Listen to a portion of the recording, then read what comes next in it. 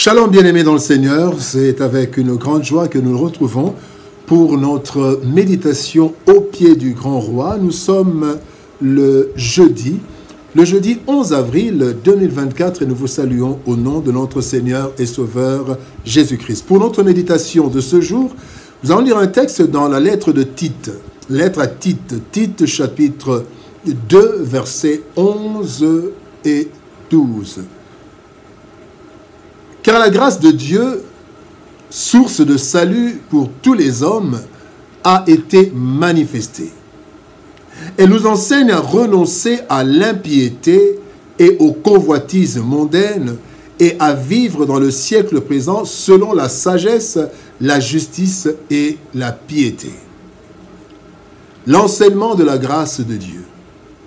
L'enseignement de la grâce de Dieu, tel est le thème de notre méditation de ce jeudi 11 avril 2024. Bien-aimés dans le Seigneur, la grâce de Dieu est une faveur imméritée qui est la source de notre salut.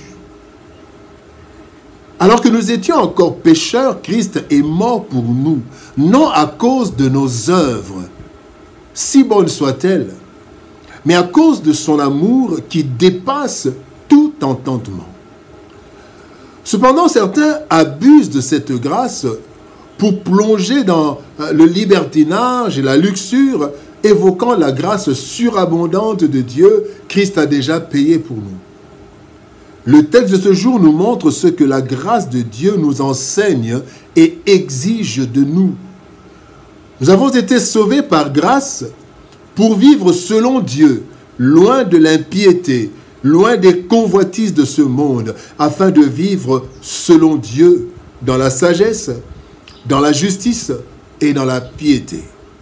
Voilà ce que Dieu attend de nous en retour de sa grâce.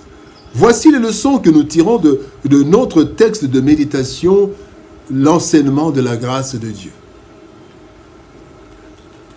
Première leçon, la grâce nous enseigne à renoncer à l'impiété. Renoncer à l'impiété.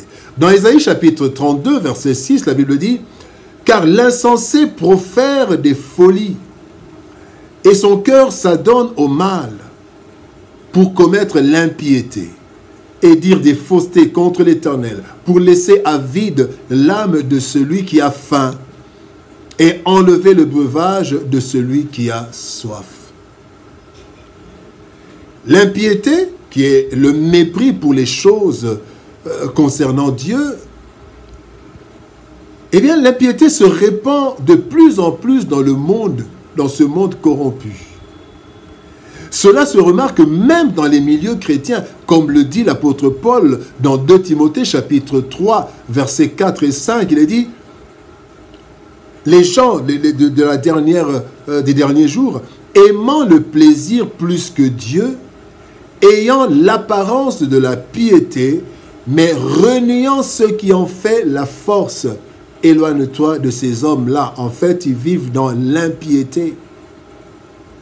Même s'ils ont une apparence pieuse, mais dans certains endroits.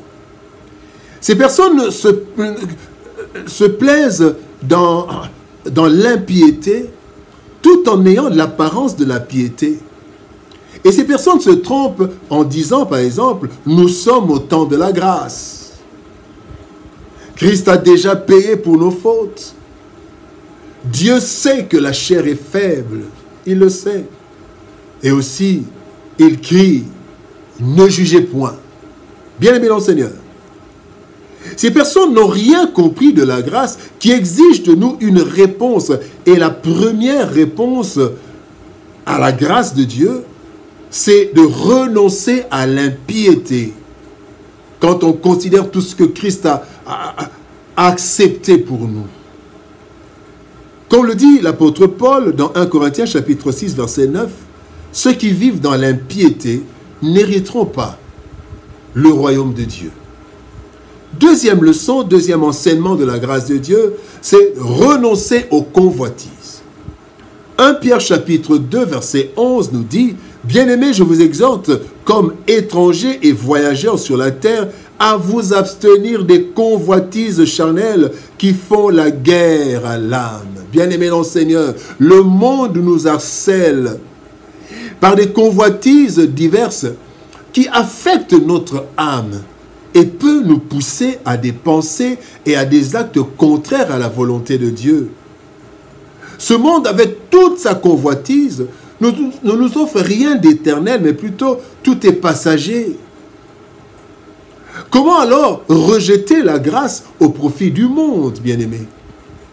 Comme le dit le Seigneur Jésus-Christ, si une personne gagne toutes les richesses du monde, mais si elle perd sa vie, à quoi cela lui sert-il? Qu'est-ce qu'on peut payer en échange de la vie? Matthieu chapitre 16, verset 26. Eh bien, pour renoncer aux convoitises du monde, nous devons d'abord avoir le contentement. La Bible dit dans 1 Timothée 6, 6, c'est en effet une grande source de gain que la piété avec le contentement. Se contenter de ce que nous avons, même si nous aspirons à mieux. Deuxième chose, c'est apprendre à vivre dans la disette comme dans l'abondance. Comme Pierre le dit dans Philippiens 4, 12, il dit « Je sais vivre dans l'humiliation et je sais vivre dans l'abondance.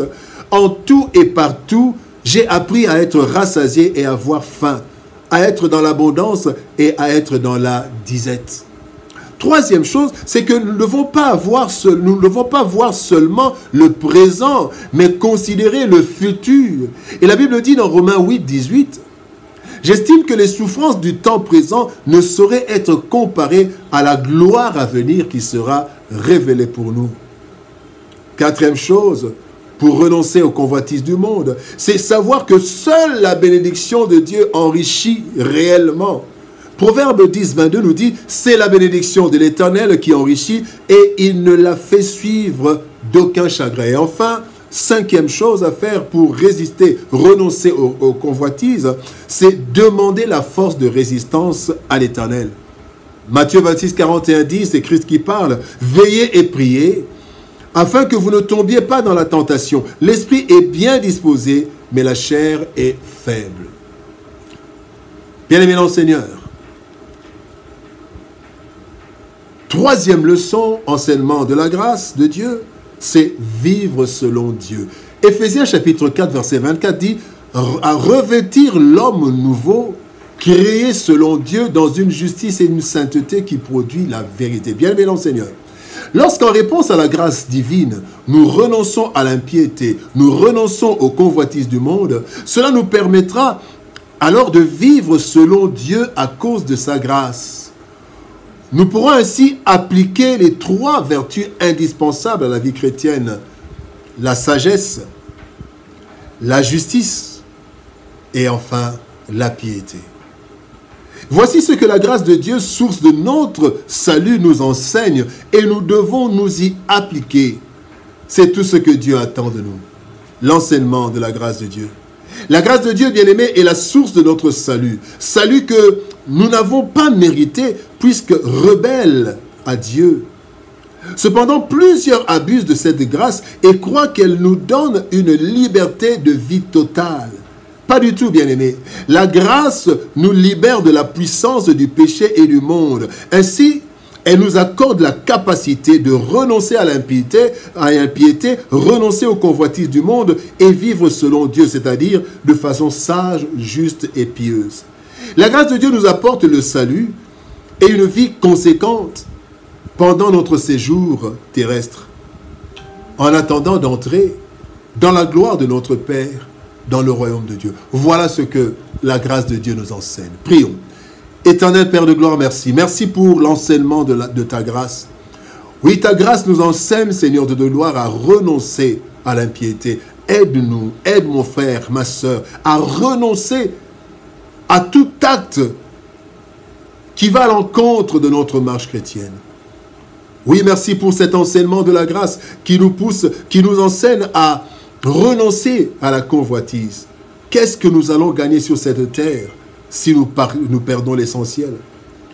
Seigneur, merci pour cet enseignement qui nous conduit, qui nous enseigne à vivre dans la sagesse, dans la justice et dans la piété. Aide-nous, Seigneur, en tant que chrétiens, à vivre la justice dans la piété et aussi avec sagesse. Bénis ta parole éternelle et bénis ton peuple. Au nom de Jésus-Christ, nous avons ainsi prié, Père. Amen. Bien-aimés dans le Seigneur, c'était pour nous une joie de partager ce moment de méditation. Que Dieu nous bénisse. Shalom, au revoir et par la grâce de Dieu, nous nous retrouvons demain pour une nouvelle méditation au pied du grand roi. Shalom, au revoir et à demain.